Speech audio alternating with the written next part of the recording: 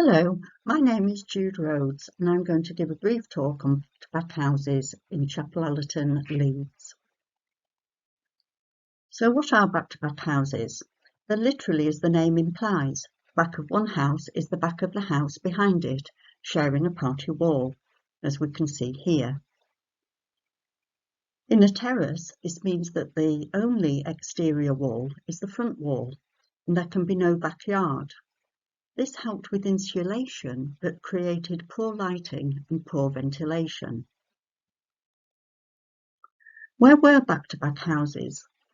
During the Industrial Revolution, a rapid need for housing was required in the industrial towns, particularly in the north of Liverpool, Manchester, Leeds, where the textile mills were, and in Birmingham. Back-to-back houses provided a high-density solution, but these became associated with squalid living conditions, poor sanitation, and epidemic disease such as cholera.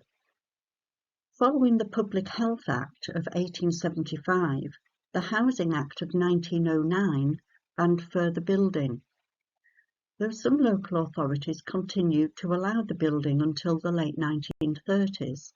And Leeds City Council chose not to enforce the ban. Leeds still has the most back-to-back houses in the UK.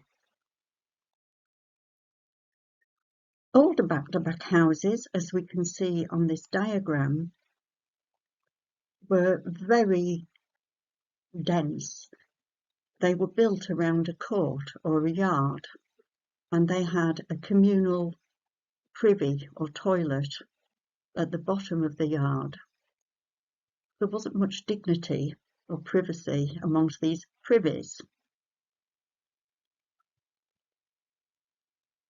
Houses after this period were built onto streets, and the houses went straight onto the streets. The toilets were no longer in a yard, but usually accessed through a passageway to a block of toilets, and often just one toilet per household, numbered accordingly to the house. This map of 1934 shows the areas designated for slum clearance in Leeds. So the areas in red were going to be demolished due to the poor housing. And the area we're going to be looking at is up here, Chapel Allerton.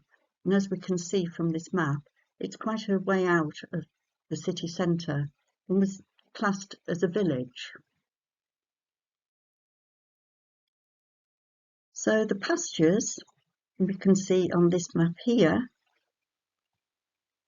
were eventually a row of 7 streets. This map that was made in the early 1900s shows some of the streets already built and then areas marked out for later building.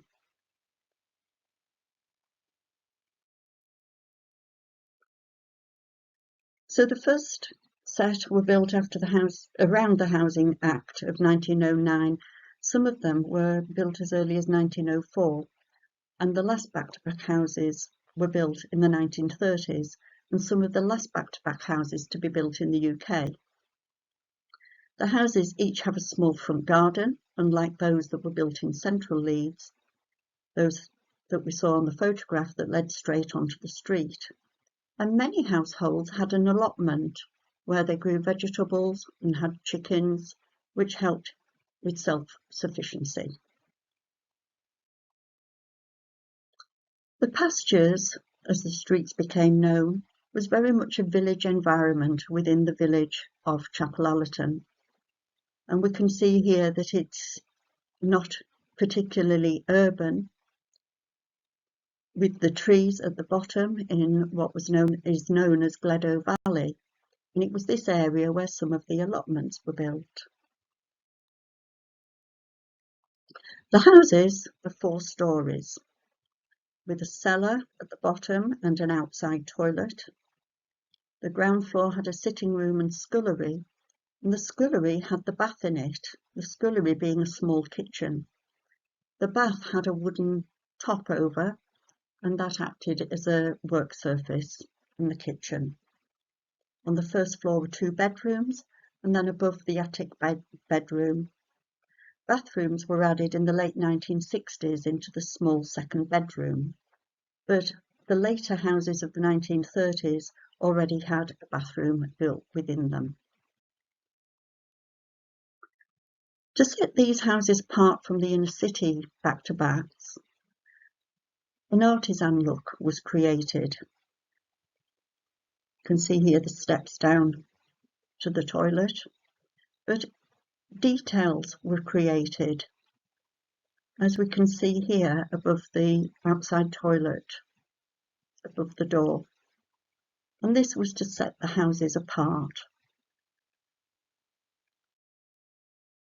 The occupations of the residents also reflected the artisan style. Looking at the 1921 census and the 1939 register, some examples are Olive Dobson, a tailoress, Albert Jeffreys, a dental mechanic, now known as a dental technician, Mr. Bamforth was a watchmaker, and Thomas Robinson, a bootmaker instructor, and he actually taught boys in a reform school. So as we've mentioned, the first phase of building started about 1904, and the final houses of Pasture Crescent and Pasture Terrace were built in 1935, completing those terraces. And then after that, the houses in Pasture Parade, Place and Street were built, completing the 7 streets. The later houses looked very much the same as the earlier ones, but as mentioned before, they had a bathroom and were advertised in the Yorkshire Evening Post in 1935 as well-built scullery houses with all modern improvements. So back-to-back houses came a long way in place and in style from the first inner-city slum dwellings. The Pastures was a progressive community, and it is still a very sought-after area.